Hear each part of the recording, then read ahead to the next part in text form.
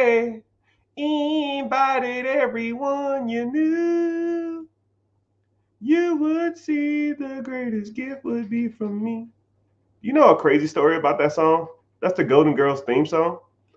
And I watched a documentary on the Golden Girls. It just happened to be on. I don't know, I'm being weird.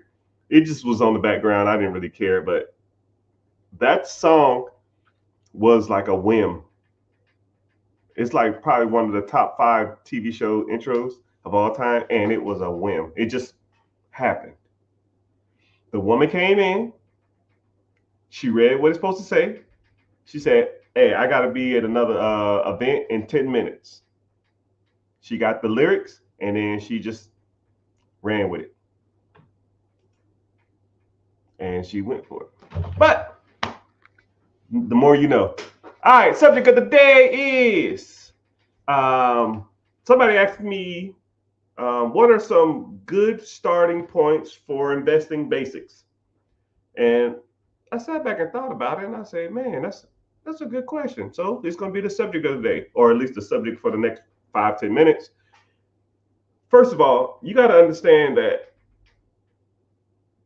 investing has to be a mental commitment because a lot of people want to invest, but they don't. They really don't. They love the ideal of investing, but they really don't want to do it, or they don't know how to do it, or they're scared to do it. And when people are fearful and people don't know what they're doing, they get nervous and they pull their money out. You put $100, $200, $500 into a pot or a system, and you lose, $20 the first 2 days, and then you're like, yeah, fuck this, I'm out, right? But that ain't the way it should be. You have to mentally commit to investing. It is what it is. You can't just wake up one day and say, hey, I want to invest and I'm gonna throw my money into this pot and I'm gonna check it in a week and hopefully I make triple my money. No, right? You need to set a time goal and an allocation goal, not just freaking I'm gonna put a little money in here and hopefully it work out.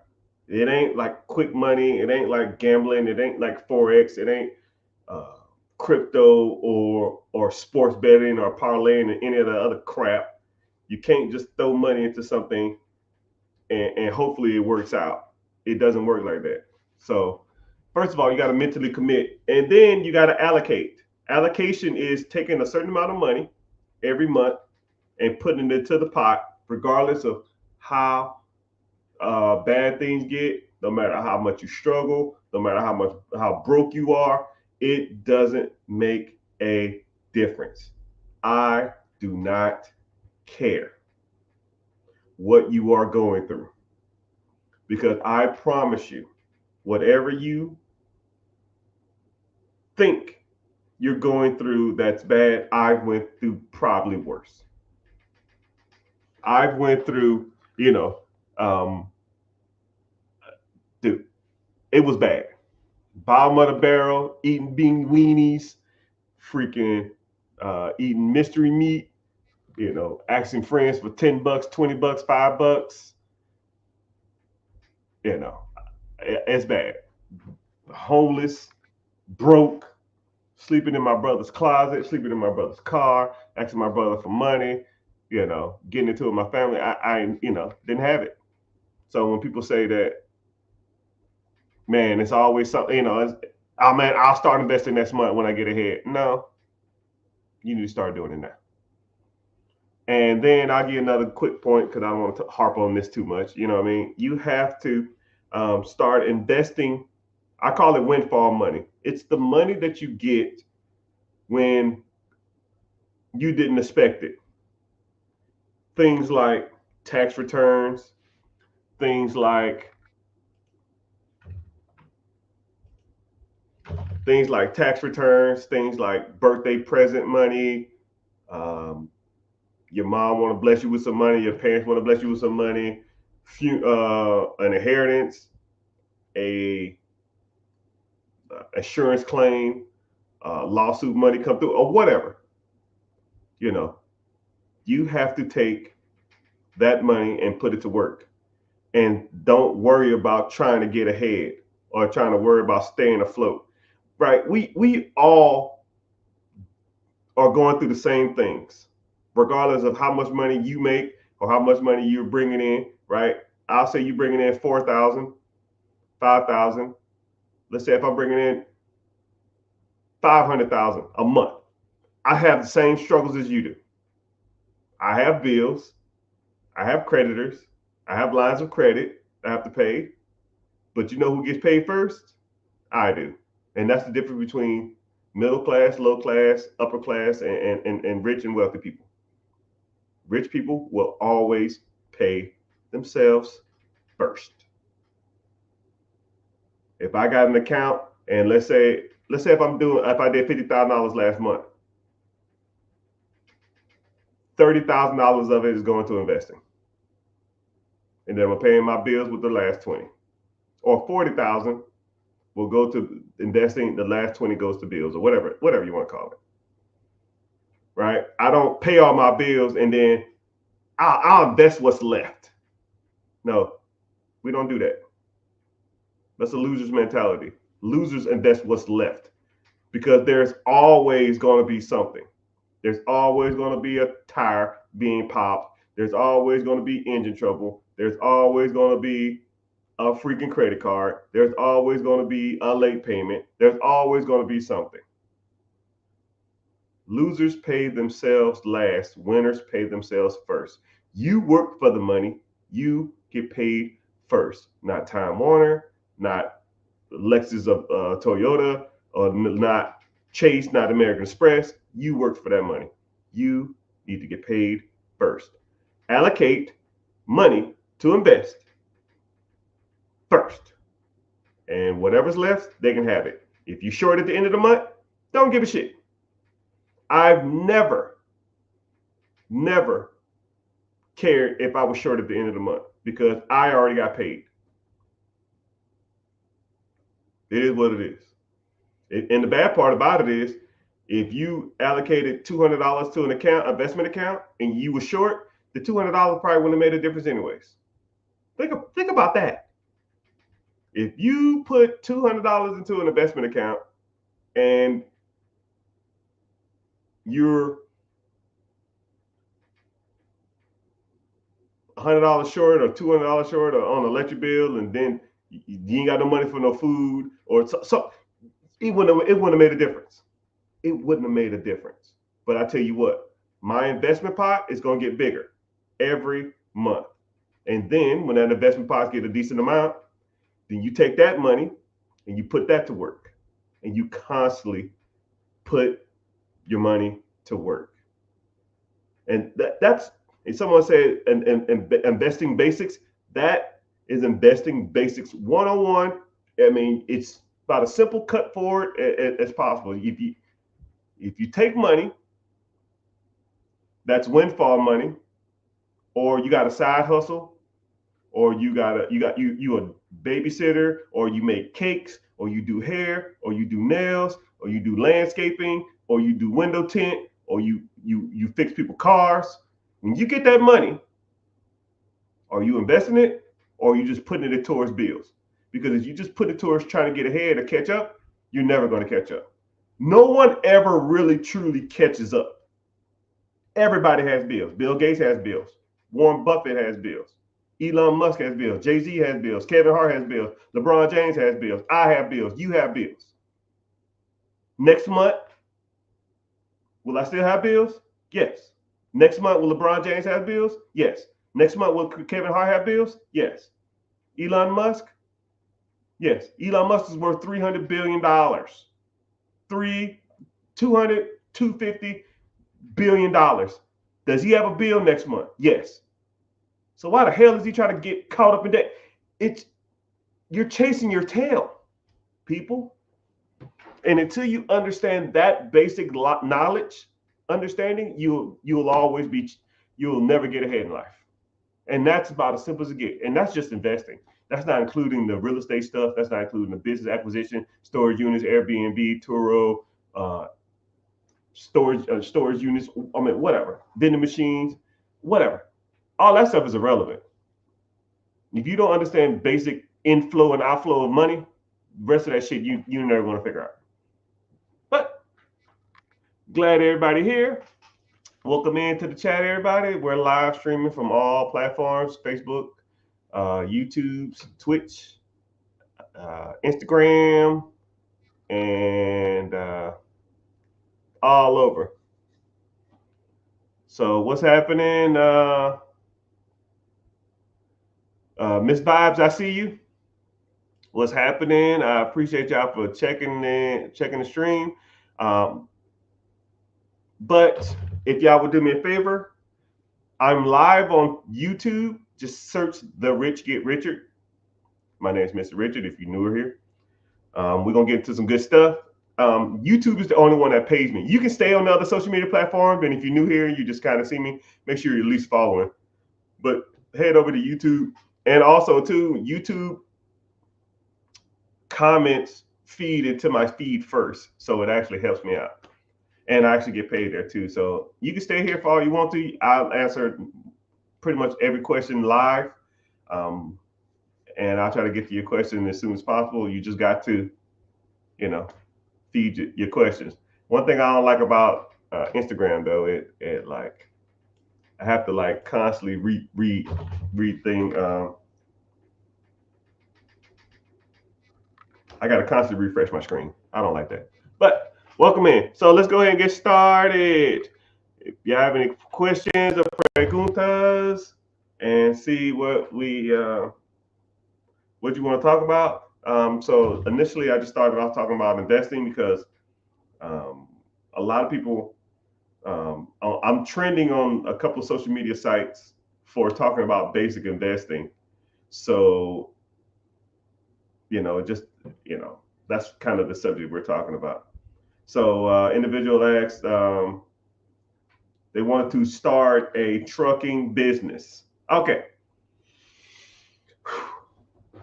I tell people all the time, in this modern age, there's no point of starting anything. Why reinvent the wheel when the wheel has already been invented? Just buy the wheel. Would you go to eBay and build a car? Would you go to Home Depot and build a house? You might can get a better deal, or you can tell people I have a sense of accomplishment. But I mean, houses are already built. Cars are already built. Businesses have already been built. There's tons of baby boomers who are going to be retiring in the next 5, 6, 7 years. You can buy their processes from them. So if you wanted to get into like laundromats, dry cleaners, you want to get into trucking, you want to get into logistics, you want to get into franchises, Dunkin' Donuts, Subways, Papa John's, who knows, whatever, right? Why buy and start an existing business when you can just buy it already up and going? And then the requirements are way less to do it existing than it is to do it from scratch. So here we go. I'll put you in quick perspective of starting from scratch. Let's say you go out to the SBA or go to the bank and you say, hey man, I want to start a restaurant. I don't freaking know. And I know this for sure to be true because I have a buddy of mine who just did this and I was breaking it down for him. So let's say you wanted to start a restaurant. Cool. You have to go do what's called a build out. That means you got to go rent a place. You sign a triple net lease. So you locked in for 5 to 10 years. Then you got to do what's called a build out. You got to go in there and you got to get plans and come up with signs. You got to come up with all this other kind of crap, right? Then you got to get that approved. And that's going to take 6 to 8 months, maybe, probably damn near a year. So that build out is going to be $100,000. Okay. But let's say you got a loan for $500,000. So now that business is going to cost you $100,000 just to build out. Right. And then you're going to have to, you got to get food. You got to get inventory. Right. And then you got to train employees. But you got to train employees and you ain't made a damn dime. So you're doing all this other kind of stuff. You got to get inventory. You got to train the people. You got to come up with a schedule. You got to pay managers. You got to hire assistant managers. You got to come up with menu ideas. You got to come up with just all this other kind of crap, right? And let's say you borrowed $200,000 from the bank to do this, right? You're a year in, $200,000 in the hole, and you ain't made a fucking dime. Not a damn dime. But, and then what's crazy is you open up the door day one, you have what's called a burn rate, meaning that not only are you paying the current lease, you are paying for a lease off a loan that you got a year ago. So let's say if your line of credit of $200,000, say the burn rate on that bad boy, the payment on that shit is 10 grand a month or something. I don't damn know. You in the hole 10 grand a month just in credit cards or a line of credit, not including the current bills on the business. So now you have employees, you still got more inventory, you got staff, whatever. Right? So now let's say that burn rate is another $10,000. So you're a negative $20,000 a month and you ain't made a freaking dime. Okay? Not a dime. Negative $200,000 in the hole, and then you're losing $10,000, $20,000, $40,000 a month. So you got a damn sale. Let's say the average meal is, I don't know, $10. You got a 28% food cost. You got a 12% employee cost. That's 40%. And that's not even including taxes. I'll give you another 10% in taxes. So you sell everything, that's $5 out the door. So $5 comes in.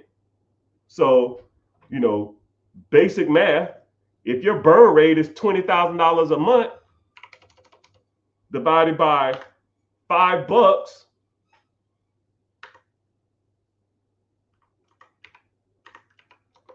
you got to sell 40,000 meals just to break even.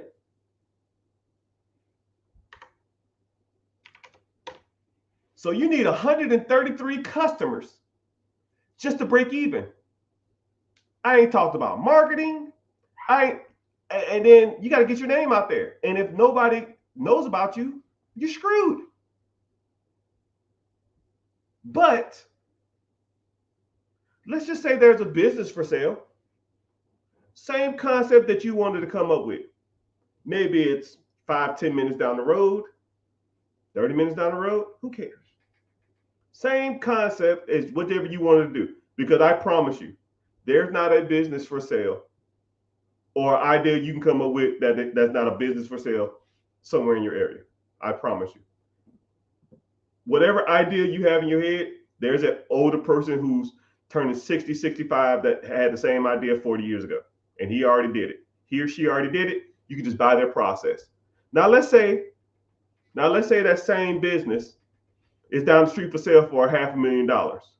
Well, Mr. Richard, I was only going to spend $200,000. Why would I spend $500,000 when I can spend $200,000? Shut up and listen. Now let's say that business is $500,000, and let's say that business is bringing in $200,000 to your pocket. Okay. The requirement from the government states that you need to bring in that you only need 10% down to purchase this business. And if you get some seller financing, you only got to put 5% down. So as little as $25,000. So let's say, for example, they didn't do seller financing. I'll be realistic. So now you got to come up with $50,000. You put $50,000 down.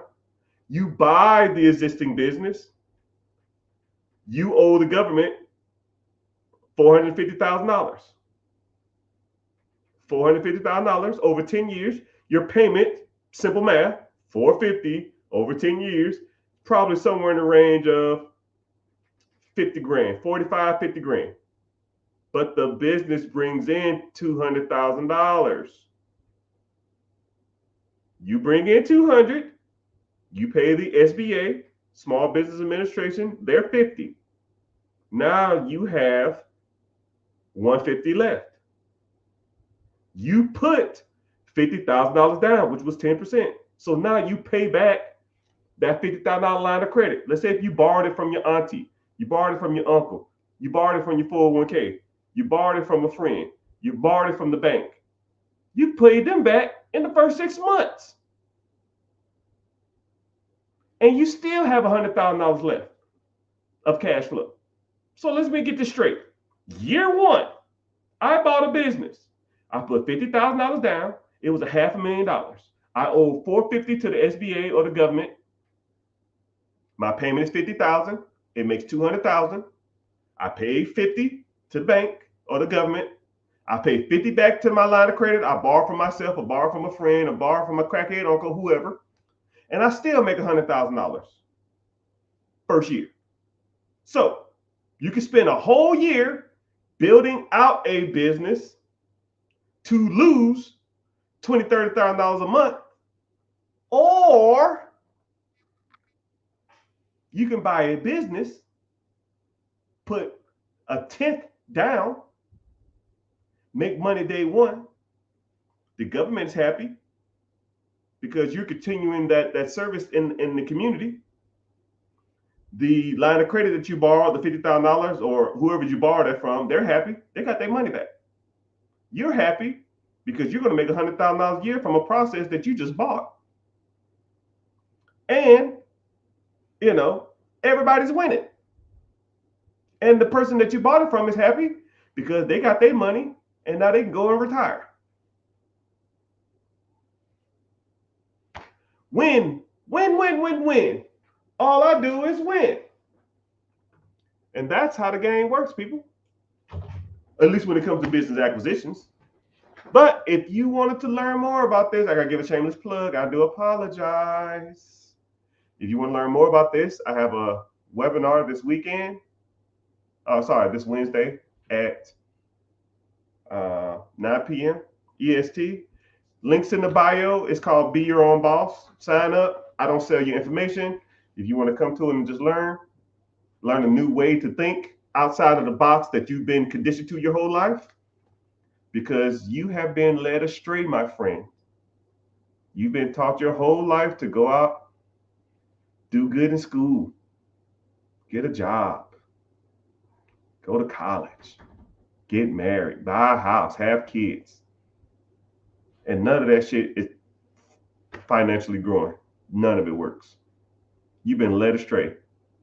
You've been chasing the rabbit down the hole for 10, 15, 20 years probably, and it ain't worked out for you. You're learning your information from people who are broke. Teachers, broke. Your parents, broke. Grandparents, if you had a blessing to meet them, probably broke. Your freaking neighbors, broke. Your friends, broke. Your college professors, broke. Your co-workers, broke. Your damn boss, broke. Broke mentally and broke financially. Because they think that they're getting ahead and they think they got some power in the world because they're telling everybody what to do, making an extra $2 an hour. It's trash. Trash. You got to learn from people like me who teaching you the real deal, Holyfield. You have to teach. I have to teach you investing. And I call it the 4 pillars. First of all, we got to work on your personal credit, right? You can't be going out here be trying to get $1 million loans with a 400 credit score. We got to fix that, right? You need to know the ins and outs. You know the difference between hard inquiries, soft inquiries, credit profile, FICO score, credit scores, all the bureaus, how they pull, how to boost your credit, how to be more pleasing to the banks, and then we got to start focus on business credit and LLCs, S corp, C corps, sole proprietorships, EINs. If you want to get into trade lines, you want to get into net 30s, net 60s, net 90s, all that's just trash too. But I like to talk about it because I like people to know that I'm not out here playing around. I know what the hell I'm talking about, right? Then you got to start focus on pillar 2. That's investing. Mutual funds, ETFs, index funds, mutual funds, stocks, bonds, If you want to get into crypto, you want to get into short-term investing, you want to get into long-term investing, whatever, right? What's the best apps to do it with? What's the easiest way to do it, right? I need more money. We got to start teaching you about trimming the fat, because a lot of people have a lot of fat in their bank account, a lot of it. Because if you sign up for a one-on-one or a coaching program or something, first thing I'm gonna do, yeah, bro, let me see the fat. Oh man, I don't have a lot of bills. I don't have a lot of bullshit. Let me see. Netflix, Hulu, Disney Plus, Carvana. I mean, not Carvana. Lyft, Uber Eats. Dude, what the fuck, man? Uber Eats last 6 months. Click. It says right here you spent $1,400 in the last 6 months on Uber Eats. Not only are you too lazy to cook, you too lazy to go pick it up. That's a double negative.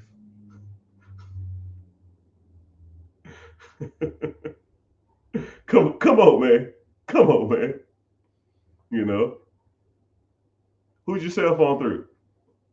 How much your cell phone is? When the last time you called them and asked for a reduction or swapped it over to an account that's a lot cheaper? When the last time you called your car insurance and asked them for a plan reduction? You know, you can go, I'll give you a tip right now. You can go to your car insurance website, put your exact information in it, get a new quote. If it's cheaper than the quote you have now, they will honor the new quote.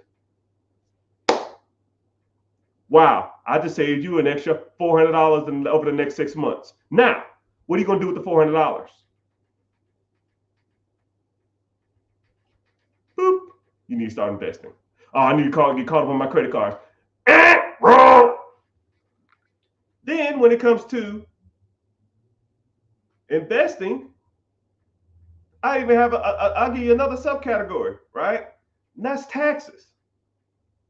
I review all your taxes for free, right? Find you more money. I just had a client 2 weeks ago, found them an extra $3,100 because they were doing their taxes wrong.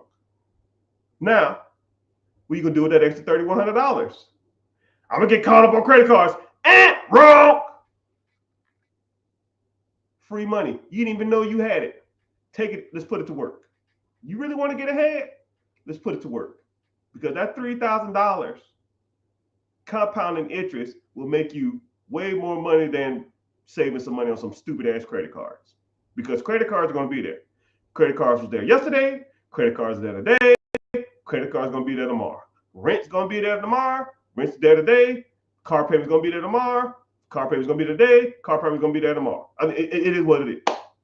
It is what it is. You got to start investing. Third lesson we talk about is real estate.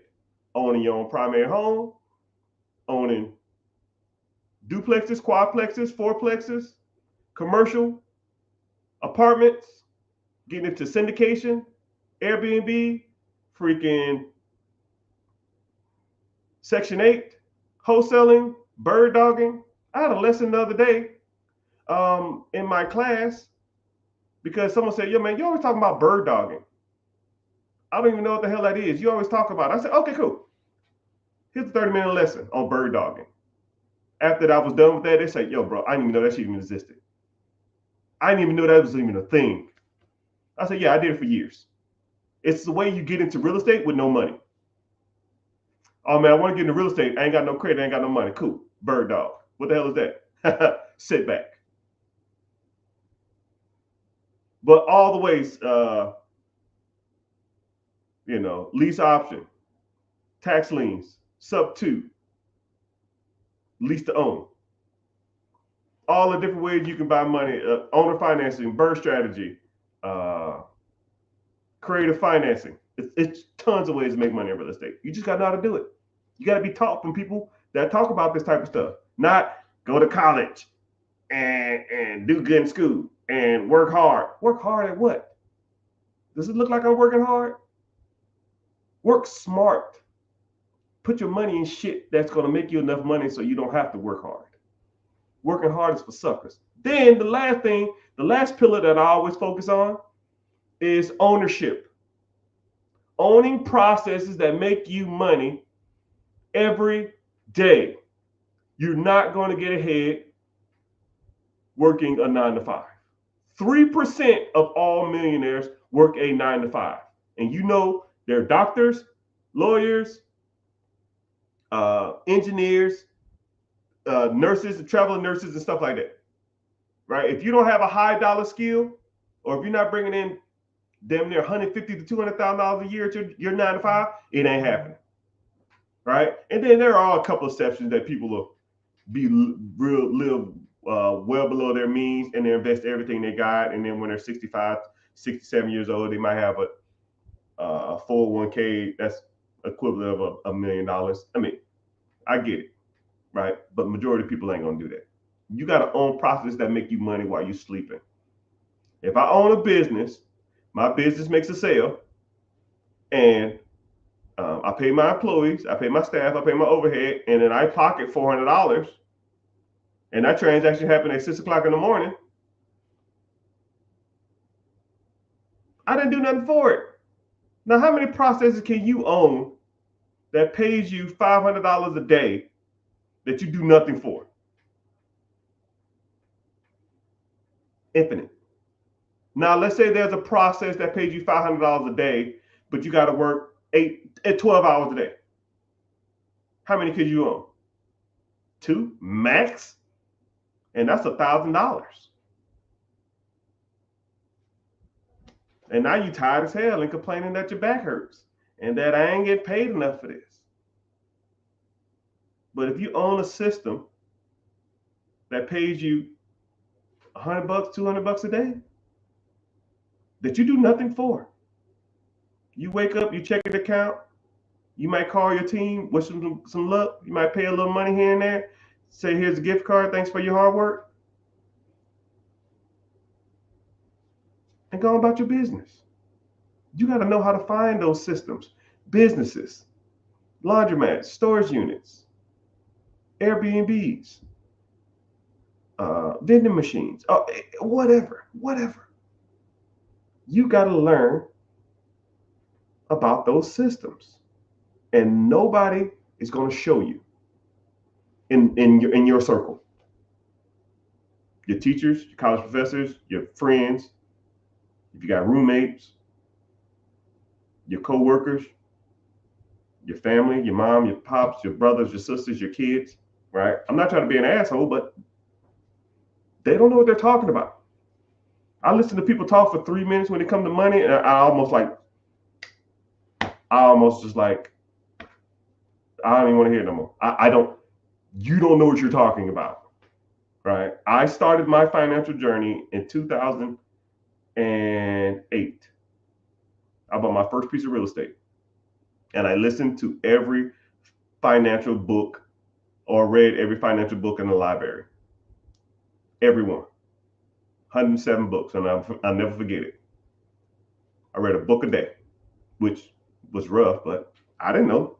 I had no fucking clue. But I know I wasn't going broke again. And I tell you what, the things that I learned from all those books, and I've been applying them all through the years, and I know what works and I know what don't. Right? Now I don't know, 6 figures a month, easily. Right? Some months I do better, some months I do worse, but I don't care. And then all that money comes in and I reinvest it, because that's the game. Pay myself first. I just gave you that lesson. But if you're interested in this type of stuff, you like talking about money, you like talking about different ways on how money works, you done with the rat race, you tired of the 9 to 5, right? My last push, and then we'll get to some questions. Click the link in the bio, join the free class. It's called Be Your Own Boss, right? I don't sell you information.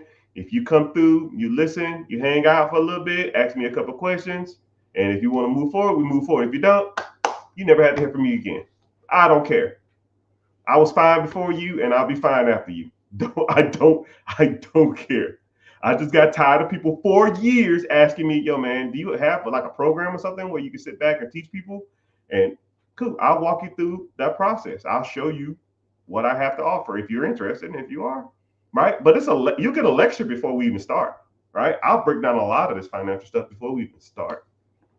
So, yeah. So let's go ahead and get started. Somebody says,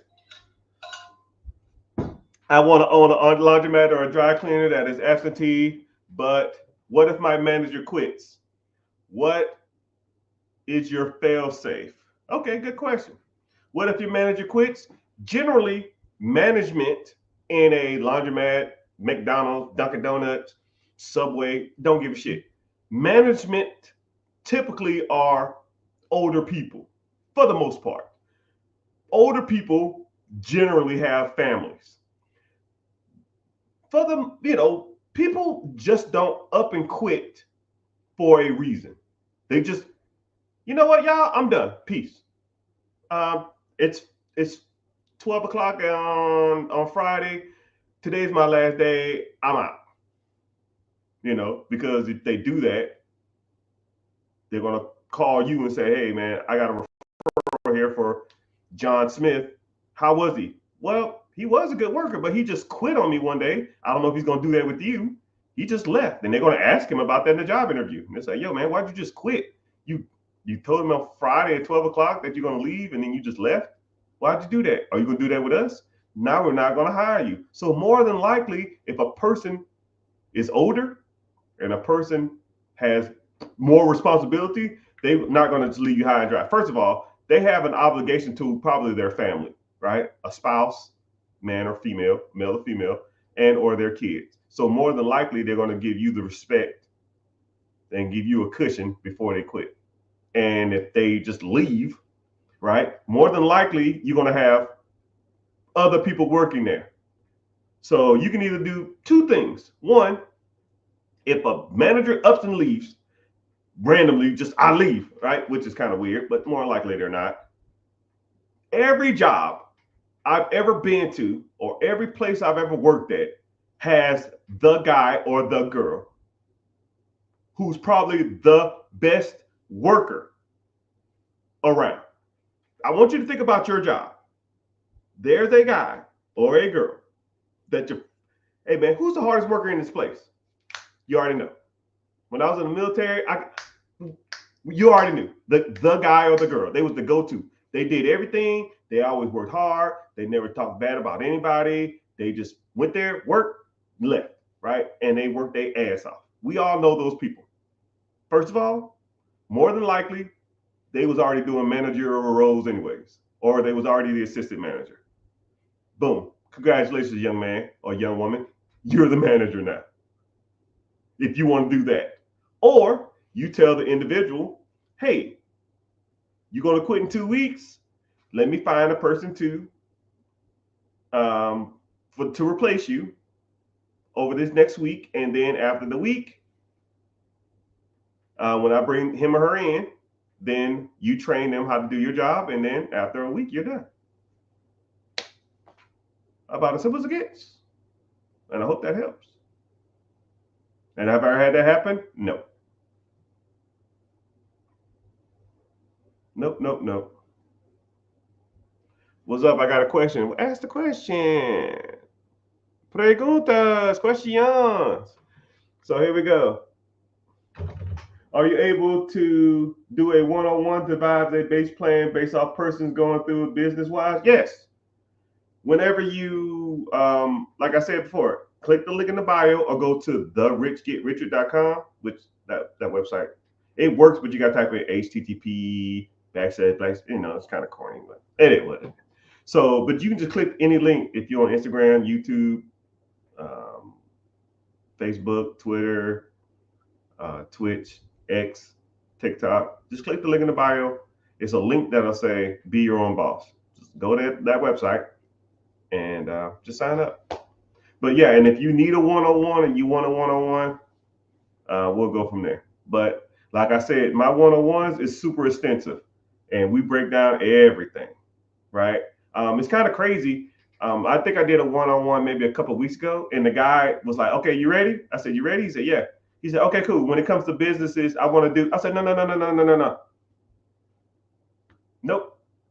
We got to get to the basics." So we ran through everything, right? We're gonna talk about his credit. We talked about his investments. We talked about his income. We talked about short-term goals. We talked about mid-term goals. We talked about long-term goals. We talked about his credit. We talked about ways to get out of debt. We talked about side hustles. We talked about all his debt. Talked about revolving debt that was trash. We talked about debt that his house payments. We talked about his car payments. We talked about it all. We talked about cutting the fat. We did all that type of stuff. Then we talked about investments. He was like, I was like, you want to invest in real estate? He said, well, real estate in my area is kind of shitty. I said, cool. Where you live? I said, no, it's not. Look, showed him all the areas that he should be investing in. He's like, shit, I didn't even know this place even existed. Man, they paying this much for rent. I said, yeah, and look how much these houses cost. And I pulled it up on the map, and I was just showing them houses for sale, right? Tons of them, right? And I said, look, let's look at the Section 8 programs in this state and see if it's rent friendly. And Section 8 was charging, they was giving 20% more in that state. So if he saw a property that he could buy for $700 a month, and the rent was $1,500 a month, but the Section 8 was paying $1,750, you're making $950 a month. That's almost $12,000 a year of one property. If you made $12,000 off of one property, how many properties do you need to have to quit your job? Hell, 5 is 60 grand. And let's say you bought a property a year. You made $12,000 a year. Okay? In profit. $12,000 year one, buy another property. $24,000 year two, buy a property. $36,000 year three, buy a property. $48,000 year four, buy a property. 60 grand year five, quit your fucking job. Golly. People act like it's rocket science. And then about 2.5 hours in, then we start talking about businesses. Because people want to talk about business, but you need to get the basics first. You know what I mean? But yeah, that's 101 in a nutshell.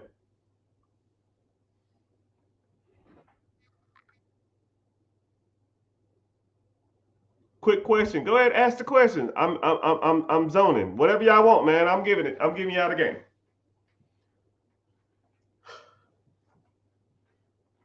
Someone said, I came across your page and you never wear designer, but you wearing Tom Fords today. I mean, it is what it is, man.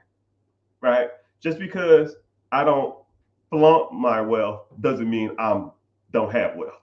Okay, let's get it twisted. Just because you don't see the money don't mean I ain't got it, right? And then one thing about it too is my sister okay, if y'all know what the Real is, my sister owns a consignment store, almost like the Real, and sometimes she'll get a lot of like name brand clothes, and sometimes they'll be sitting for a while, and then they'll just be ready to move units. And a lot of the stuff that I get, it'll just be like consignment stuff. They'll be like, oh man, these Tom Fords, I think they was like $400. They was on her website for $100. I think the guy wanted like $50 for it, and she takes 50. You know, she had it for sale for 100. The person gets 50, and she gets 50. She gets half of whatever she takes or whatever she sells it for. And then I said, yo, how long they been sitting? She said, oh, these been sitting a while. I said, what's the consignment fee? She said $50. I said, yo, I'll give you $50. I'll take it off your hand. And she was like, yo, give me 60. I was like, hey, always be hustling, right? Right. I don't expect a handout from anybody, right? So yeah, but yeah, if you ever see me with designer stuff on, more than likely that's where I got it from. But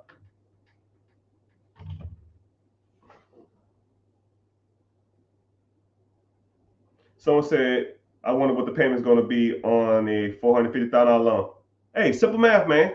The average SBA loan is about 10%. 10% interest on $450,000 is about $45,000. I'll round up. That's $500,000. The average SBA loan is 10 years. $500,000 over 10 years is $50,000 a year. Simple. Say word. Where do I sign up? Click the link in the bio, my guy. And then we also talk about credit, and we also talk about business funding, because a lot of people don't have access to capital, and I'll show you how to raise capital, how to get your own capital. If you get access to capital, how to properly liquidate it, because sometimes these banks be charging like 20, 30, 40% to get access to this money. in the form of cash. And there's better ways to do that. I try to do. I'll show you how to do it. Do you think private A investments like Energy X is long-term investments? I don't even know what Energy X is.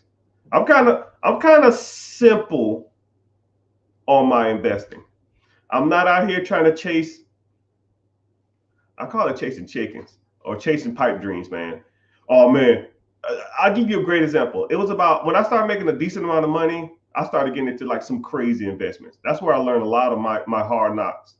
2012, 2013, there was a company drilling off the coast of Africa. They had some new oil refinery technique that was revolutionary. And they was doing 90% returns month over month for the last like 6 months or something. I said 90%. I said, if I put $100 into this stuff, I get 190 back in a month. And then after the month 2, I'm at what? Damn near $350. I said, sign me up. Bro, I forgot what I put in, like 15 grand or something. And that 15 grand turned into almost $90,000 in the first, I want to say like 13 months. And I was like, hell yeah, I'm going to ride this out. I ain't going to long-term invest this. And, before I knew it, my $90,000, and dude, it happened so fast. It comically was probably over the next 2, maybe 3 months. My 90,000, I was like, okay, cool. I'm gonna ride it down a little bit, and if it gets a little lower, I'm gonna get out of it. It got down to almost like $45,000 to $50,000, and I was like, yo, I'm done. Right? I still made 4 times the money. I put in 15. I got what 45 out of it, 50 out of it, but I was up 90, right? But I thought it was going to be a long-term play, and then every once in a while I go check on this fund or this stock. And that shit's, dude, it went to the trash. Moral of the story is, people, if you want to invest, stick to what you know. I got a simple rule when it comes to investing. Has your mama heard of it? Has your kids heard of it? Will it be around in 10 years from now? And do you use it, or have you seen other people use it on a daily basis? And what's the and will I get a return on my money? It's simple as it gets. Okay? Has my mom heard of a company that drills off the coast of Africa? No. What about my kids? No. Does it have long term? I thought it did. Do I use this every day? I guess I use oil every day. I don't know. Not really. From off the coast of Africa? Probably not. Okay, cool. Amazon. Has your mama heard of Amazon? Yes. Has your kids heard of Amazon? Yes. Will you get a good return? Yes. Do you use Amazon? Do people use Amazon every day? Yes. I mean, good. Let's go. Simple as it gets. Someone said it's an emotional thing, not pulling out at 90K. Yeah, because if that was the case, I'm gonna put you on a new mindset of thinking, people. If you put in 15 and you got up to 20, most people will pull at 20. Most people will pull at 30. Most people 45, 60, 65, 90. I mean, what got you to 20 is going to get you to 30. What's going to get you to 30 is going to get you to 50. What's going to get you to 50 is going to get you to 100. Right? You just ride the ups and downs. It went up and it went down. It went up, it went down. It went up more, it went down. It went up, it went down. And I just got to 90, it went down. And then it went down some more. Then it went down some more. And I was like, okay, cool, it's going to go back up. And it's going to go down some more. It's like, and then it says an emotional thing. No, none of this is emotional. I don't take anything financial personal. None of it. If I put my money into a fund, I lose all 10. Too bad, so sad, never do it again. Learn from your mistakes, press on. right? And I always see people that'll do that too. Man, I was up and man, I don't give a shit what you was. What we gonna do today? Do you have the money now? No, cool. Don't care. What we gonna do today? Let's focus on that, right? Someone said, "What is the best industry to buy in New York City?" There's a lot. It's comically. There's a lot. New York City is kind of one of those weird places, you know. But if you can make it there, I guess you can make it anywhere. I had a client that was in New York City. No, not New York City. I think there was a New York City, and they was looking at a business to buy in New York City. We found them like four of them, comically, in about 15 minutes, and dry cleaners, laundromats, moving services, sub shop, sandwich shop, bodegas, corner stores. I mean, all of that stuff, man. There's tons. You're at the mercy of the market. If you go look at what's for sale in New York City now, you can go back in 6 months from now and it'd be something totally different. Just like if you're looking for a specific car to buy, you go in 6 months and it'll be a whole different car. You go look for a house, you look in 6 months from now, it'll be a whole bunch of different houses. So it just depends. It really just depends on what you want to get into and what you want to, what's your risk tolerance and stuff like that. Somebody said, I want to buy a plasma center. Actually, I seen one for sale. There was actually, those things are more prevalent than you think. But you got to be careful because some states require you to be licensed as a owner. So I don't know what state you're in, but let's say, for example, if you want to buy a property management company, some states require you to be a property manager or either have a real estate license. If you wanted to be if you wanted a dog grooming business, some states require you to be like have a vet tech certificate or something. If you wanted to buy a accountant firm, some states require you to own a CPA or to have a certified public accountant certification before you own those type of establishments. So you got to be careful. But a lot of times, whenever you're buying a business, you can almost ask the owners, or you can ask the brokers, are there requirements for this state to purchase this or the acquisition of this business? But yeah, plasma banks, blood banks, the IV joint banks, and that kind of stuff. Yeah, I see those for sale all the time. I never really thought about it, but it is a good industry to get into if that's what you want to do.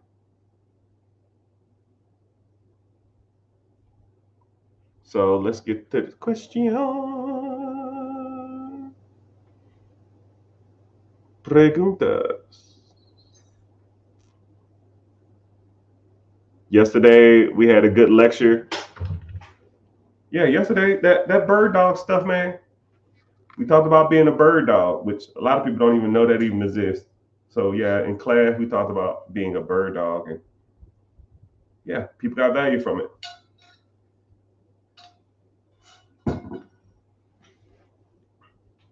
Do you think any business can thrive in America? No, not any business.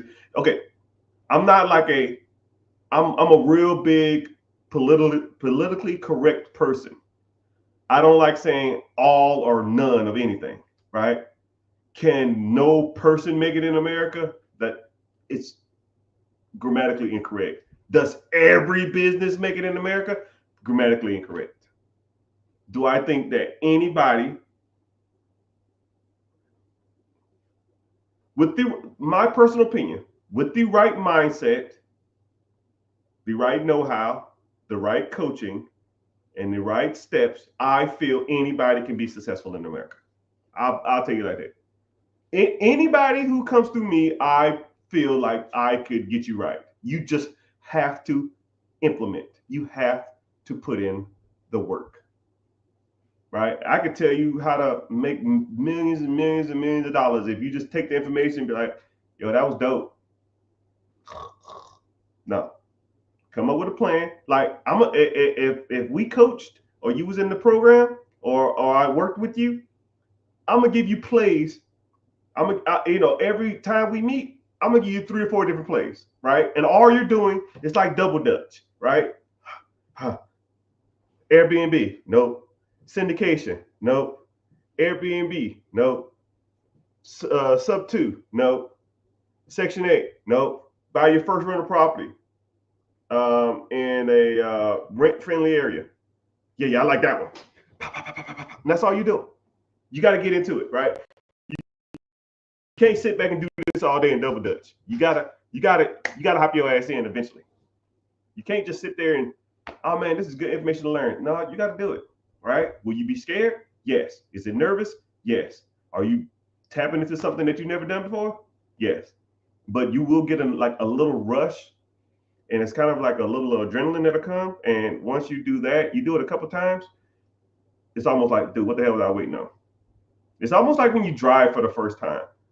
When you drive for the first time, you're kind of scared, you're kind of nervous, you don't know what you're doing, you're kind of fearful. You think, oh man, everybody's gonna wreck, people are gonna crash into me, I'm gonna die. I saw a statistic that a lot of people die in cars.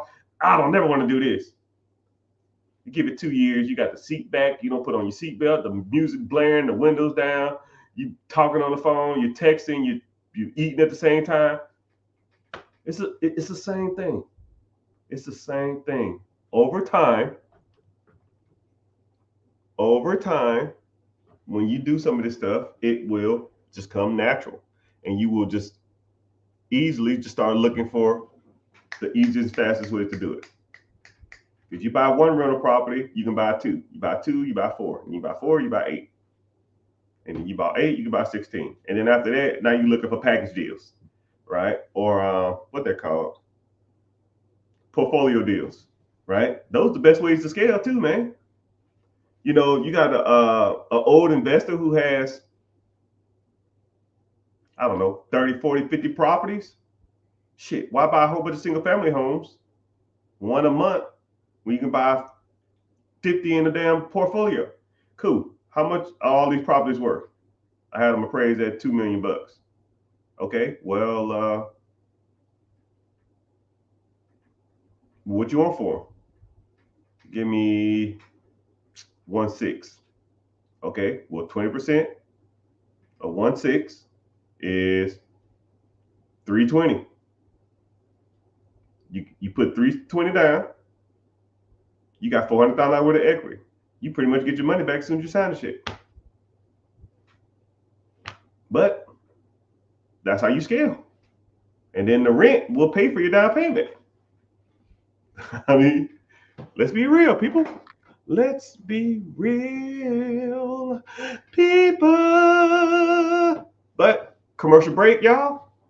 Like I said, I give you 15 minutes worth of game, and you got to listen to me solicit for 15 seconds. 15 for 15, right?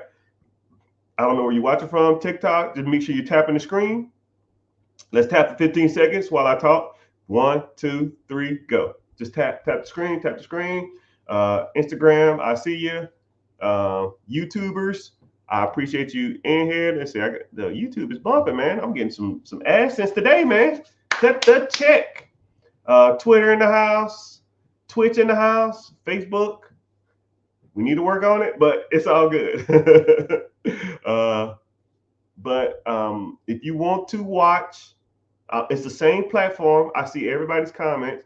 I just get paid from YouTube to be here. So 2 things. 1, I have a free webinar coming up this Wednesday. Click the link in the bio. Join the free class. Like I said, I don't sell you information, but we talk about, raising money from the banks. We talk about buying businesses. We talk about buying real estate. We talk about credit. We talk about business credit. We talk about business funding. We talk about stocks, bonds, mutual funds, investing, compounding interest. It's a good little segment that a lot of people need to hear. But if you're interested, go over there and head that out, check that out, and when you do that, also then click back after you sign up, and then go to my YouTube channel and watch this from here. Because, like I said, I'll give you game for free, but YouTube actually pays me to be here. So, and it's not even a lot. It's like, I don't know, a couple $100 a week or something, just enough to like get my daughter some Michael Jordan shoes. She loves Michael Jordans, and I hate Michael Jordan. You know what I mean? But it is what it is. I hope I never meet that dude. But it's all gravy. It's all gravy. Why is Bitcoin considered the new gold? I don't know about that, Playboy. I don't know about that one, Playboy. There's no standard for Bitcoin, one, and it has no utilitarian value, right? I can't go to Walmart and say, yo, I have one Bitcoin. Let me buy this TV. Until there's an exchange for an exchange, a basic unit of metric for a certain currency, it won't be accepted. And that ain't happening anytime soon. So that's just my personal opinion. What is the best first asset to buy or invest in? Like I said, I believe in the 4 pillars: credit, investing, real estate, businesses. You can almost do all 3 of them at the same. You can do all 4 at the same time, right? I'll even give you basics. Boom, you got a 401k at your job? That's investing. Do you have a personal house? That's real estate. What do you own that makes you money while you're sleeping? That's the business. How's your personal credit?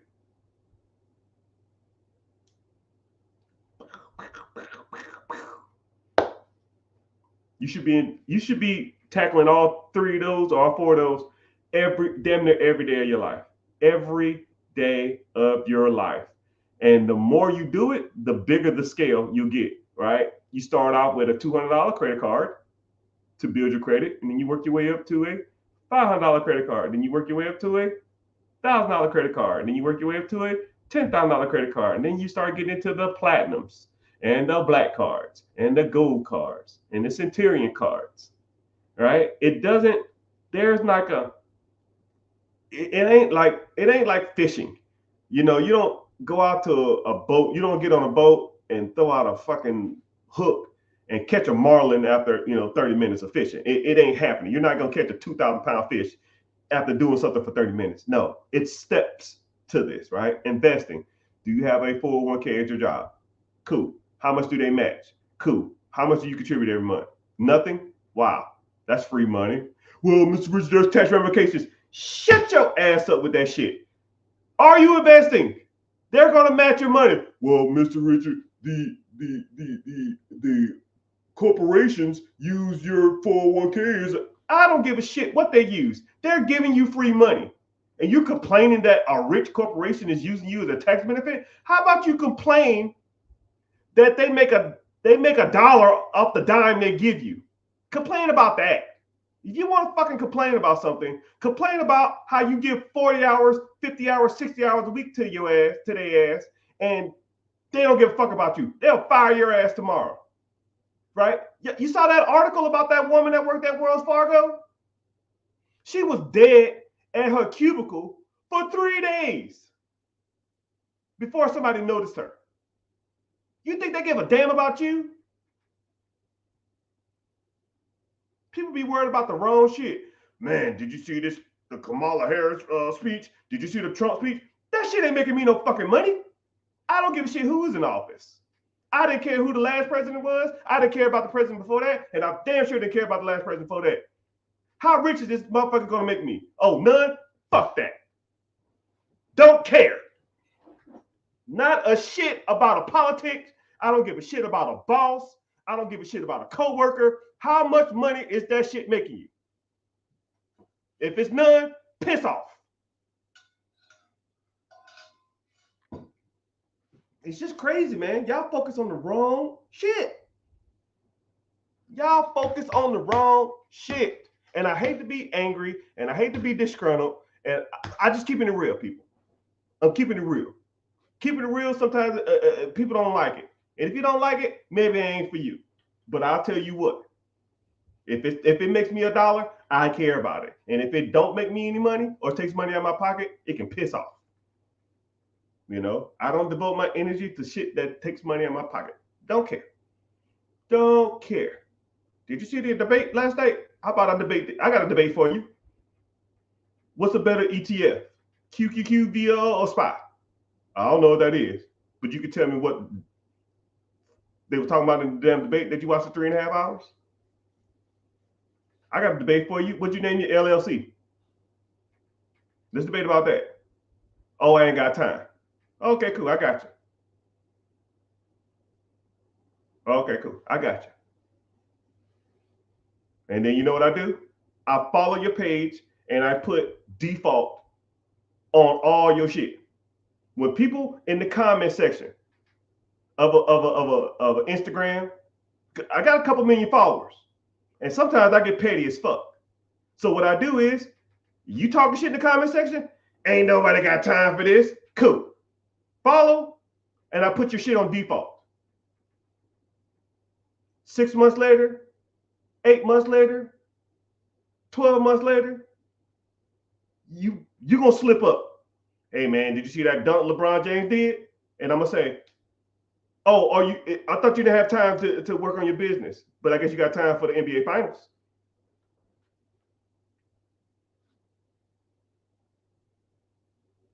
Block. I'm that guy.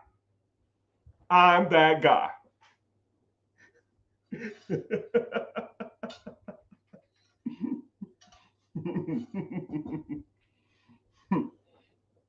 You ain't got time for that side hustle, but you got time to watch Patrick Mahomes throw backwards passes, huh?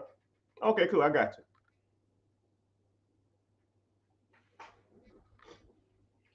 But if you invest in 25% credit cards, why not pay them off?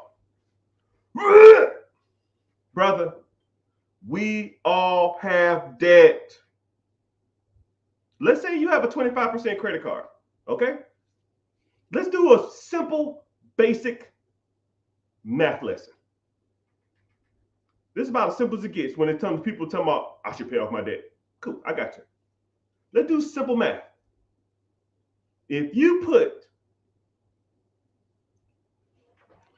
let's say I'm gonna get my calculator out, right?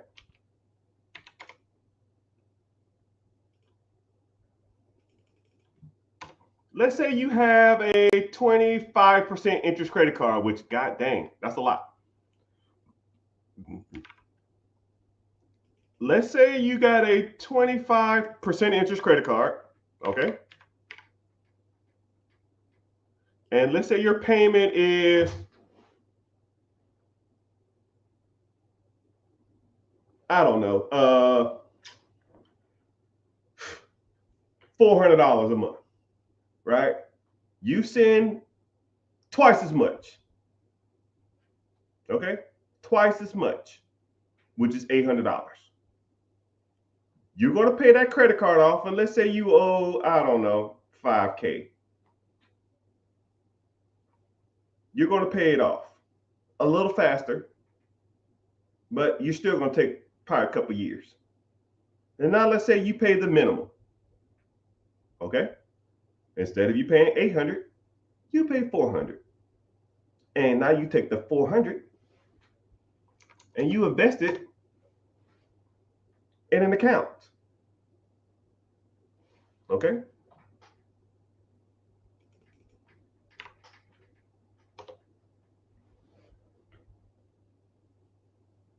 In 5 years, that account, the extra $400 you put into that system, would be worth $36,000. So you can pay off a $5,000 credit card at 22% interest, or you can invest and have an account with $36,000 in it. Like I said before, we all have bills. I can do way more with $36,000 than a paid off credit card. Because all you're going to do is go charge that shit right back up anyways. It's revolving. You think you learned your lesson the first time? Or the second time? Or the third time? Or the fourth time? When I pay these credit cards off, I'm never doing this again. And then what happens? Never do again. Happens the next month. I mean, stop me when I'm lying. I'll wait. I meet people who are 23 years old with credit card debt. I meet people who are 32 years old with credit card debt. I meet people who are 42 years old with credit card debt. I meet people who are 52 years old with credit card debt. I meet people who are 62 years old that have credit card debt. You think you're smarter at 62 than you are at 22? No. Most of y'all are just as bad with money as a kid, as a middle-aged adult, and as an elderly. Nothing changes. But what does change is the amount of money you have in that account. And now let's say you put $400 in this account every month for 5 years. Okay?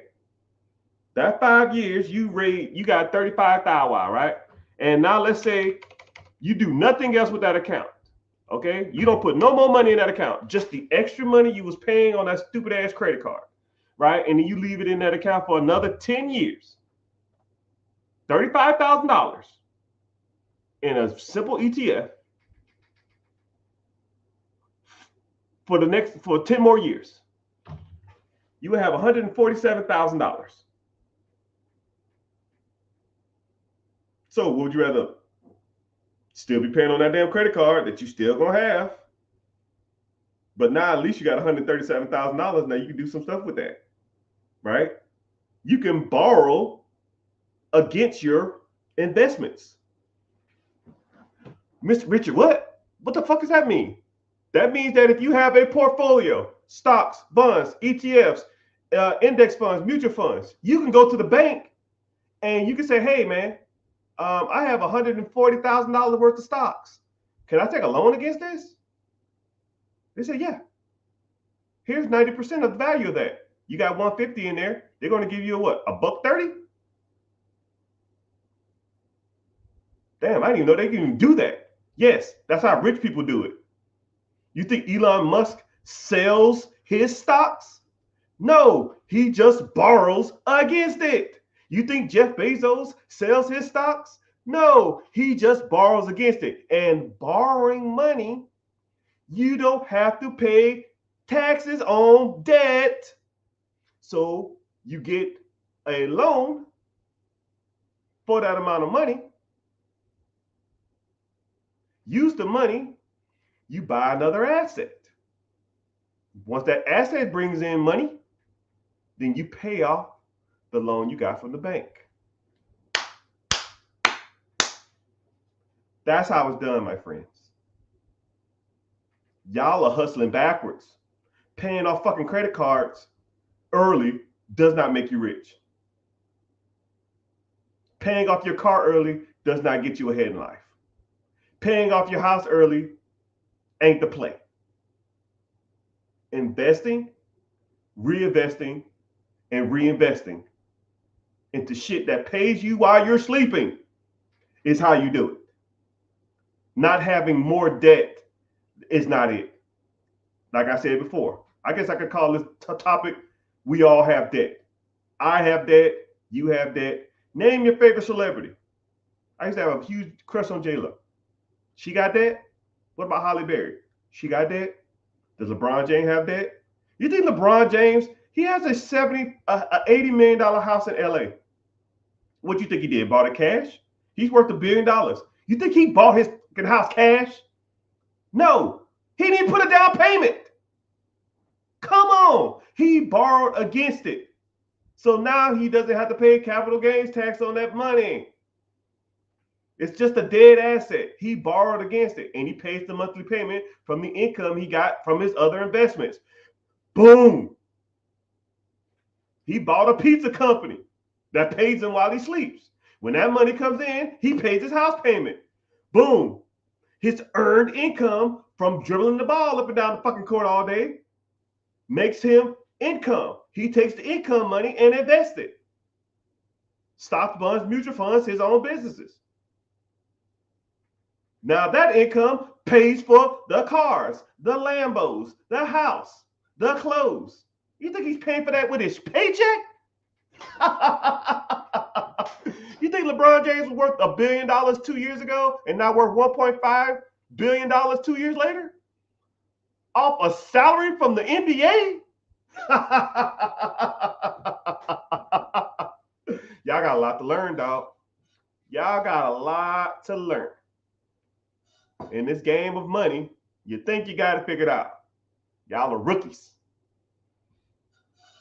Y'all are rookies. Y'all ain't got a clue how this shit works. That's why you need somebody like me to teach you. Yeah. Someone said, okay, I hear you now. I hear you. I see you too. Hell yeah, you can borrow investments. Yeah, you can keep borrowing on investments, right? I'll give you a great analogy. I always use this as my Elon Musk analogy. Elon Musk wanted to buy Twitter. Twitter was evaluated at $10 billion. Okay? Twitter was worth $10 billion. The people didn't want to sell it. Elon Musk said, I give you 20 for it. We're not selling. I give you 30 for it. We're not selling. I give you $40 billion for it. And they said, hey, we'll take that deal. So what? Elon Musk is worth $200 billion. What do he do? I'm going to sell $40 billion worth of stock? No, you goobers. No, that's dumb. If you sell your stocks, you got to pay taxes on that money. But what did he do? He went to the banks and took out a loan against his stock portfolio to buy Twitter. He purchased Twitter with 100% debt. The payment on $40 billion is probably $200 million a month. And now y'all thinking, man, I got to pay this debt off. I got to pay this off super fast. No. Say if Twitter brings in $350 to $400 billion a month. 400 comes in, 200 goes out, you pocket 200. Simple as it gets, people. Now, if Elon Musk can do that at a $40 billion level, you can do it at a $40 million level. Hell, you can do it at a $4 million level. Let's keep going. You can do it at a $400,000 level. You can do it at a $40,000 level. Let's say if you have stocks or 401k, and let's say you have $60,000 in that account. And I see it all the time. Hey, man, I'm thinking about cashing out my 401k. Why? Because I need the money for something. Borrow against it. That way, your money can continue to make money. You take that money, buy something that makes you more money. And when that money comes in, you can pay off the loan. And then you still can take care of whatever you need to take care of, while your other money is still sitting in the account accruing interest. That's the game, people. Or at least one of the games. But hey, it is what it is.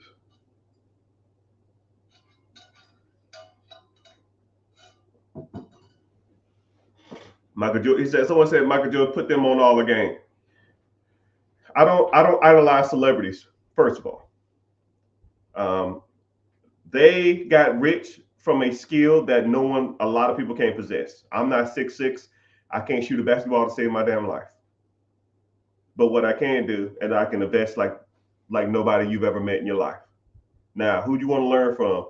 You know, when us as minorities, I don't know if you're white or black or Hispanic or Asian, I don't know. I don't give a shit, right? But one thing I hate about minorities is we idolize celebrities, right? I think there was an Invest Fest or something recently, and all the guest speakers was celebrities, right? I can't fucking act. I can't publicly speak really good. I can't dunk a basketball. I can't throw a football. I can't tell jokes. Why the hell am I listening to Steve Harvey as a financial guru? He made his millions telling jokes. 50 Cent made his millions selling albums. Kevin Hart made his millions telling jokes. Jay-Z, he sells albums. I can't fucking rap. Nicki Minaj, why do we idolize these people when it comes to financial literacy? Show me the guy who started with nothing and built multi-million dollars worth of businesses in real estate. I'll learn from him because I can do that. Oh, right here. I'll learn from him. I can't learn shit from Dwayne The Rock Johnson. Why the hell am I going to a public speaking event and watching Dwayne Rock Johnson talk? I'm not fucking 6'4", 300 pounds solid. Can't do it. I can't be a wrestler. I'm not that big. I'm not that athletic. So you have to start learning and getting your literacy from people who are here doing this shit every day, not from celebrities. I idolize no man. I've met tons of celebrities. Most of them are assholes. Most of them. Me and Ludacris almost got into a fist fight because he talked shit. He was talking shit to me and my wife. I almost punched him in his fucking throat. Don't idolize them people, man. They're all losers. Most of them are. Some of them are kind of cool, but most of them are assholes.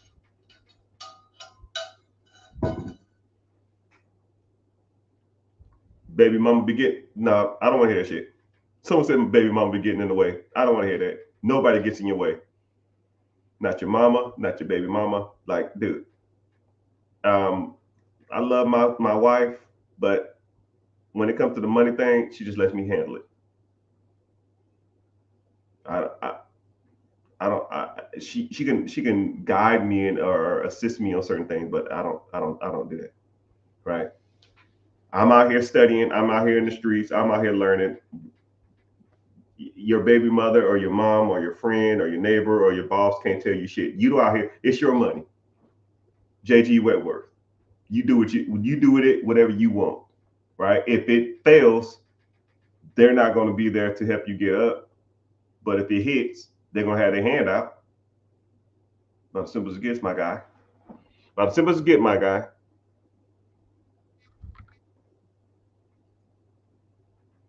Someone said, learning wholesaling now? Yeah, brother. Someone said I look like Rick Ross. I get that one every once in a while. I met him in real life. We look nothing alike. I found a local business that's been established since 1984. How do you talk to them about financing? You got to learn some skills, man. I'll give you one lesson off the top of my head, right? Because, I can't give you all the game, but you found a business and you want to get owner financing, they got to like you. If you had a business that was worth $1 million and you were going to give it to somebody, would you give it to somebody that you didn't like or didn't know? Probably not. Rapport. Learn rapport. I'll put you on that. Someone says you was in the military. Did you get 100%? 100% P and T. I don't know what P and T is. Did I get 100% P and T? I don't know what P and T is. But yes, I was in the military. Did 21 years in that hellhole.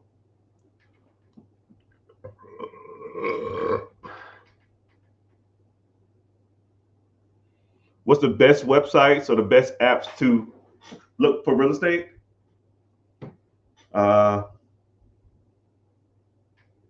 It depends on what you want to do. Depends if you want to get into commercial units. Depends if you want to get into apartments. Depends if you want to get into single family homes.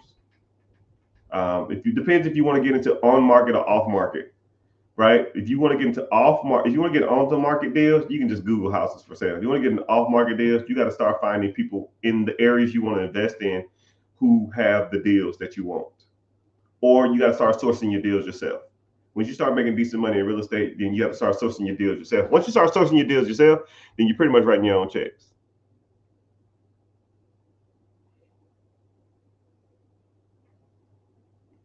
But I'm glad y'all here. Y'all go ahead and give me some check-ins, man. Where where y'all from, man? Comment. Make sure you tapping the screen.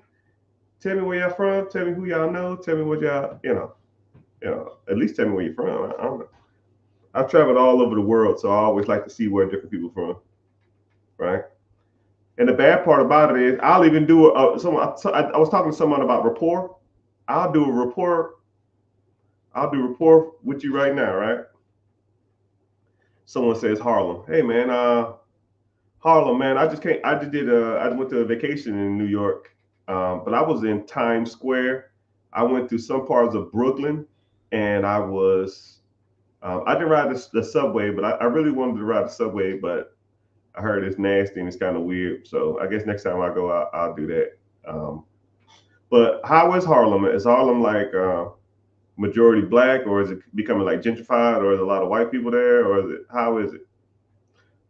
Down by Virginia Beach. You know what's crazy about Virginia Beach? Virginia Beach is one of the best kept secrets when it comes to beaches because it has not a lot of tourists, but it has a lot of locals and stuff like that. Oh, so avoid the subways. You see what I just did, people? I'm having a conversation with somebody about the subway in New York City and Harlem. I went on vacation there and I barely remember any of that stuff. Like it's just about communication, conveying a message, right? If I had 100K to put into real estate or a business right now, shit, brother, you rich and don't even know it.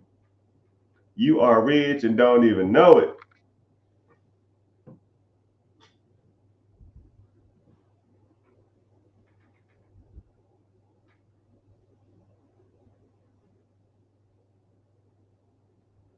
Someone said, uh, to your point, Jay Morris allegedly got $11 million for the Tulsa real estate fund. Yeah, and he ripped all them people off too.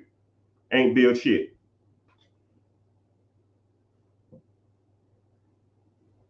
Who's to blame? Him, right? So to take on a fund, I'll even break that down. So there's a guy named Jay Morris. Jay Morris took a whole bunch of money. He raised a whole bunch of funds to start a Tulsa real estate investment group, and apparently didn't build shit. That is syndication Ponzi scheme 101, right? Syndication is when you're an investor, you take pools of money from people, and you find a project and then you build the project. However, if then you're supposed to pay those people a dividend. But if you raise $11 million and then the money never goes to anything, but you have to sign a clause saying that you are investing and you invest at your own risk, and if you lose your money, you lose your money. So in theory, if you did a syndication deal, you can almost essentially raise all this capital in the world and then just tell people it didn't work out, and then they're just on the hook. It's kind of fucked up, I'm not a huge fan of that shit, right? If I'm gonna take on someone's money and take on someone's investments, but please believe we build some shit, right? I almost think I should get into that because a lot of people try to send me money to try to raise to buy apartments or buildings and commercial units and shit like that. I don't want to touch anybody's money, but yeah. Moral of the story is that a lot of these gurus out here think they know what they're talking about. They be on some bullshit.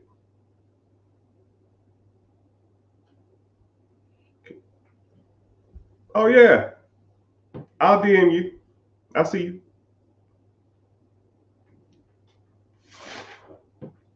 So what we got? Preguntas, questions.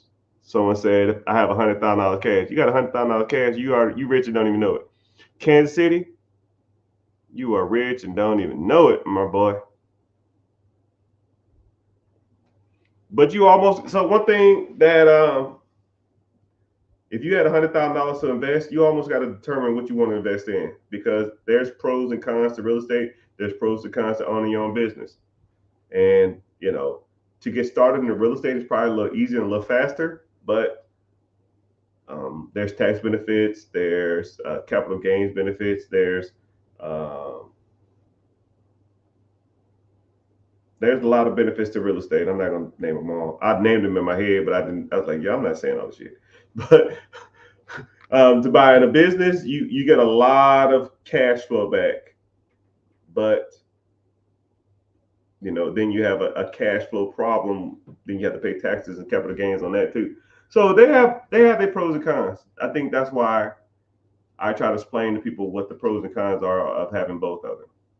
Right, but there's a free class coming up. Click the link in the bio, join the free class, and we can go from there. No, what I'm saying is that $3,100 pay off instead of investing first. Devin, or I try not to say anybody's names on lives, but I'll say your name. You're not gonna tell me that paying off a credit card is more beneficial than starting investing. You're never gonna convince me that. If you pay down a $3,000, $5,000, $10,000 credit card, it is revolving debt. You pay it off, and then you will be right back in debt a year later.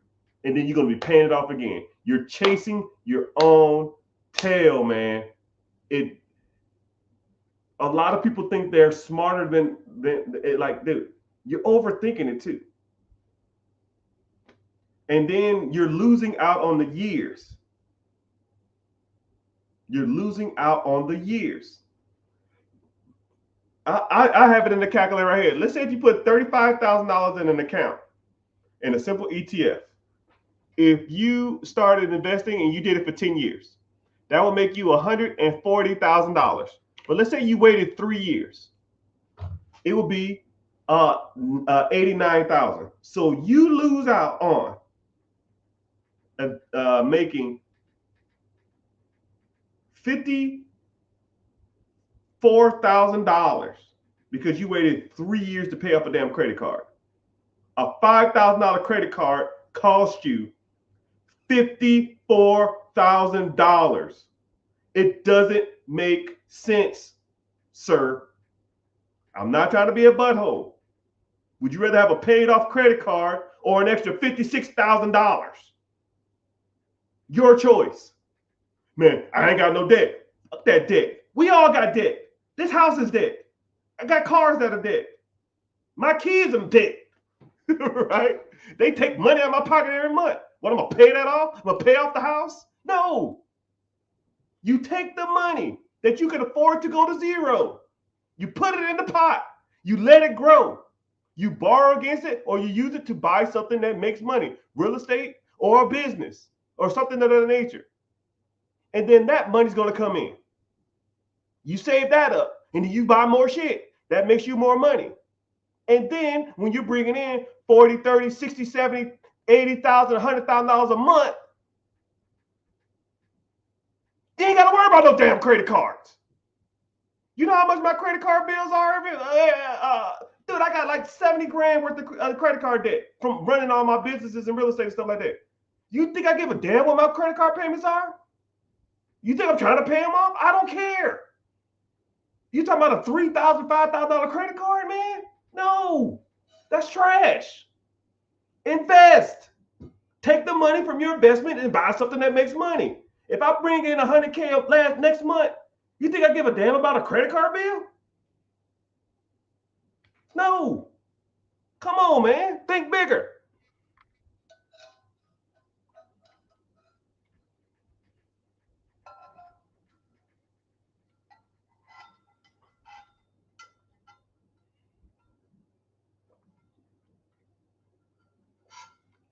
Someone said, I thought you just taught people how to buy gas stations. No, man, I teach you how to buy anything. It just depends on you and what you want to buy and how you want to invest it. I'll show you how to buy pretty much anything.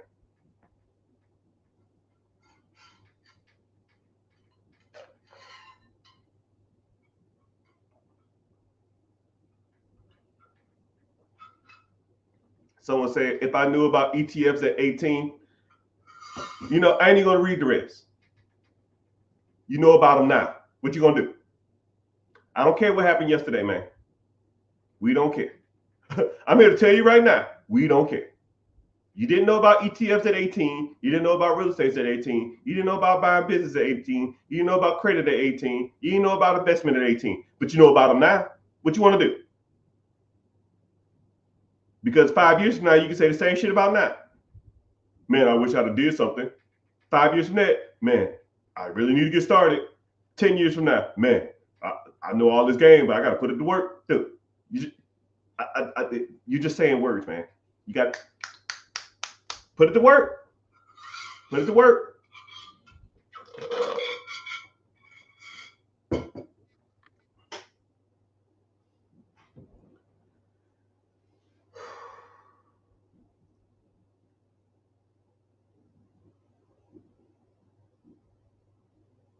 But thank y'all for hanging out. Appreciate y'all being here. Ask the questions. We cooking, man. We got a lot of people in this chat. More than I thought was going to be here. But, it is what it is. I said I was training online. Might as well, you know what I mean? So, yeah. Oh, man. My butt hurts.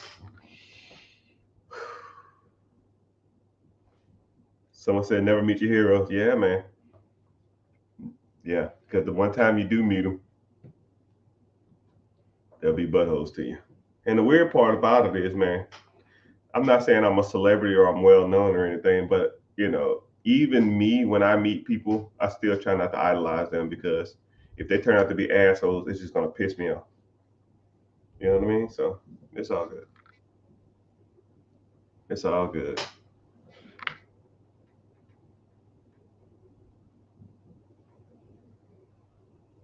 Ohio in the house. Nashville in the house.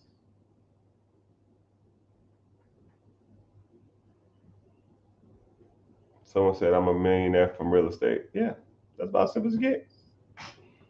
You're a millionaire in real estate, and you probably got thousands of dollars worth of debt. It's funny that people look at debt as almost like a crutch. Listen to Dave Ramsey, man, gonna have you jacked up, man, because that's all he talks about. Man, you gotta get rid of the debt, man. The debt, make more money. Like, think about it like this. I'll even give you a super easy scenario. Let's say I'll give you a hypothetical situation, $20,000 worth of credit card debt. And let's say you make $5,000 a month. You got $20,000 worth of credit card debt. You make $5,000 a month. Is that a bad problem to have? You're damn right it is. Let's say, okay, boom, I'm gonna double your income. Now you make $10,000 a month. Is $20,000 credit card bad to have? Yep. Cool. Double it again. You make $20,000 a month and you have $20,000 worth of credit card debt. Is that a bad problem to have? It's getting better. Cool. Double it again. You got $20,000 worth of credit card. Now you make $40,000 a month.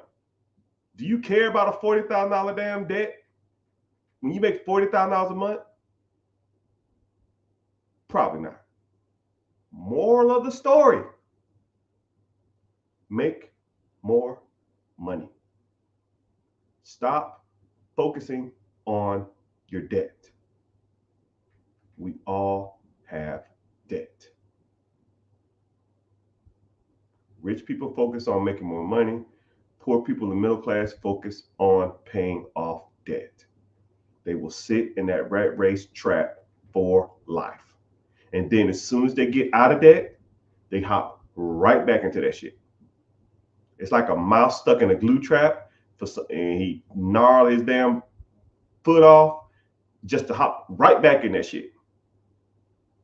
People pay off 30, 40, 50, $60,000 cars to turn around and buy another 40, 50, 60, $70,000 car.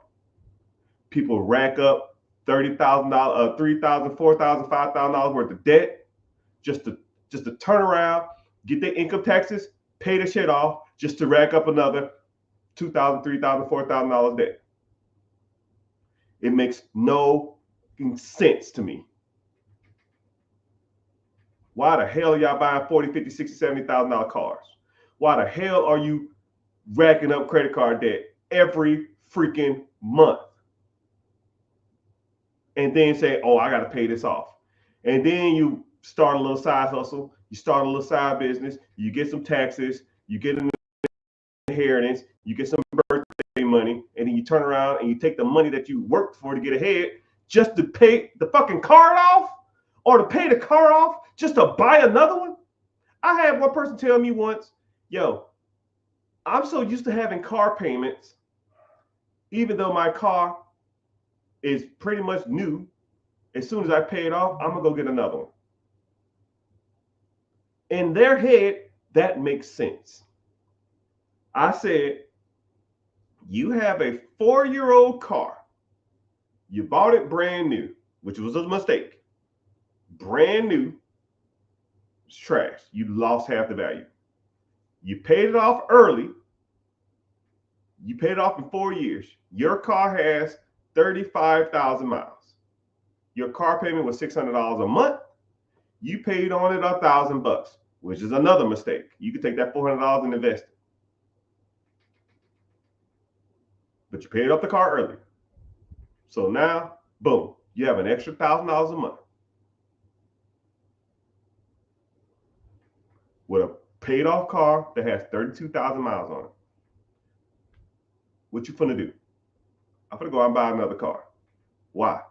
Because I can just get a newer model of the same one I got. Well, why? Because I'm so used to paying car payments that I feel weird not paying one.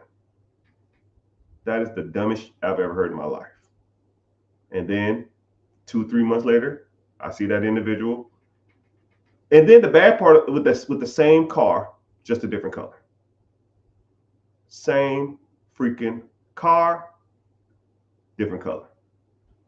They went from like a 2016 to a 2020. And then the bad part about it is it wasn't even like the upgraded year. You know how they take like 5-6 years with the same car? She got the car as soon as it came out, 6 years later, or 4 years later, same car. One of my old coworkers in the military.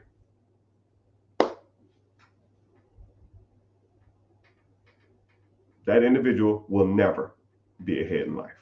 Never. Their financial literacy is a -10. They have no skills. They will be a worker bee or in the rat race for the rest of their lives. And in my head, I couldn't even save them. I tried, and I was like, you can just do this. You can just do this. You can just 1 year. Just wait a year. Take the $1,000, put it into some account. 12 grand, get a car there. No. Bought a car for 45, paid it off earlier. The car's worth 20. Trade in the car. They gave them like 16 towards another $45,000 car that they're gonna pay off early. I don't get it. I don't get it. People do that wrong. People don't know what they're talking about. People don't know what they're doing. People think they're good with money, but they are not. I'll say hi. And I want you to, I'm talking literally to you. When you think I'm not talking to you, this is directly towards you, right? I want you to take this as super personal as possible. You think you are good with money. You are not. Not even close. 98% of people are not good with money. 2%, no, you're not.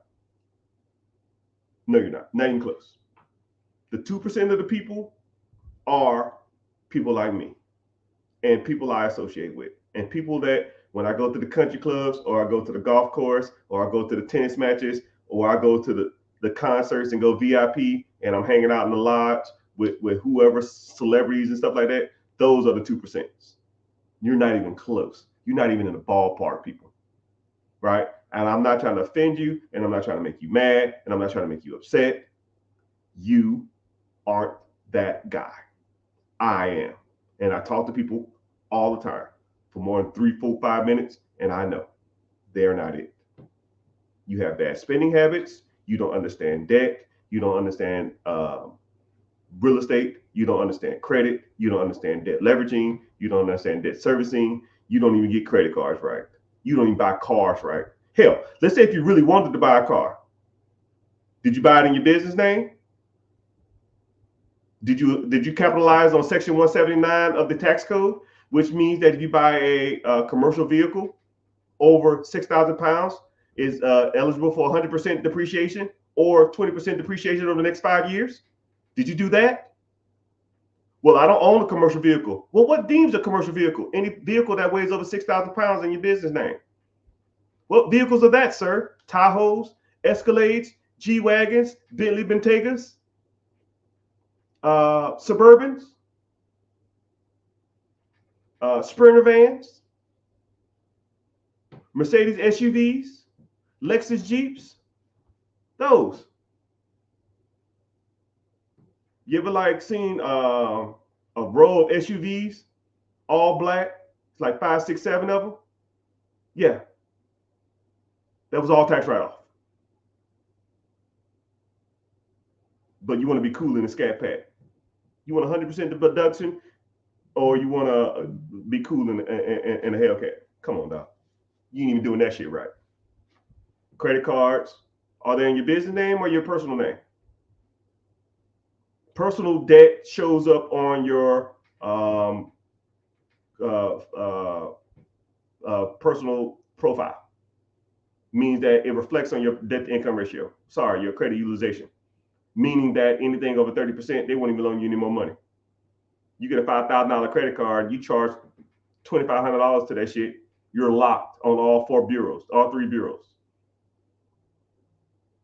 But business side, they'll give you 5 times, 6 times as much more. So instead of $5,000 limit, you get a $50,000 limit, and it doesn't reflect on your personal side. So you can max that shit out. And they have introductory rates at 0%. Most personal cards don't give you introductory rates. So now you can get $50,000 at 0% interest for the next 12 months, 16 months, 18 months, 2 years. You've been doing credit cards wrong. You're doing cars wrong. You're doing credit cards wrong. You're doing businesses wrong because you want to start your own business. Because I watched Empire. I can build this from the ground up. You're an idiot. That shit sucks. Why take over? Why buy it? Why start a process when you can take the damn shit over? You're doing that wrong too. Right? You renting where you at? Why don't you own? There's 6 or 7 programs that'll give you assistance for a down payment for your house. No person in America should be renting. And if you are, you should be capitalizing on FHA loans, which you can qualify for every 2 years, which is 3.5% down. And if it's a traditional home, you can do that every year or every 9 months at 5% down. You can save that into a mutual fund or your 401k, borrow against that. Now you can use that money for another down payment, rent out your previous house. You can buy a new house every damn year if you wanted to, with 5% down instead of 20% down, which is traditional for an investment property. You're doing that wrong too. I'm the 1%. You're doing it all wrong. You don't know what you're doing. You are not that guy or girl. Every aspect of your business, every aspect of your finances, every aspect of your credit, every aspect of your investments are done wrong. I'm just calling a spade a spade. Sometimes I get tired of this shit. You need to learn how the big boys and the big girls do this shit. Now, if you inspired, you fired up, get your ass in this class. Moral of the story, people. Sometimes you got, I'm kind of Old Testament, right? When my dad yelled at me and my mom yelled at me, I listened to what they said because it resonated with me. When they was upset, it lets me know whatever they were saying. They're saying what they're saying with their best intentions. They're telling you this stuff because they want to see you succeed in life. And they're seeing that you're on the wrong path and you're doing something wrong, and they just want you to straighten that arrow. Okay? Y'all got to do better, my peoples. All of y'all. Sometimes I have the wrong tack. Sometimes I come off as nice, but I am not out here playing around, people. You got to do better. So, last warning before I get off. If you are interested in learning how to do this type of stuff, I'm hosting a free webinar. Link in the bio, my guy. Click the link in the bio. Join the free class. Like I said before, I don't solicit. You won't get a bombardment of text messages. You won't get on no email list. You won't get spam calls. You get a notification before we start. Hop your butt in there and you learn. And then after that, I'm done. You want to learn more? Let's move forward. If not, I can lead the horse to water, but I can't make him drink it, right? But I thank y'all for your time. Social media gets mad if you exceed 2 hours. So I might hop back on because I'm kind of in a talking mood. But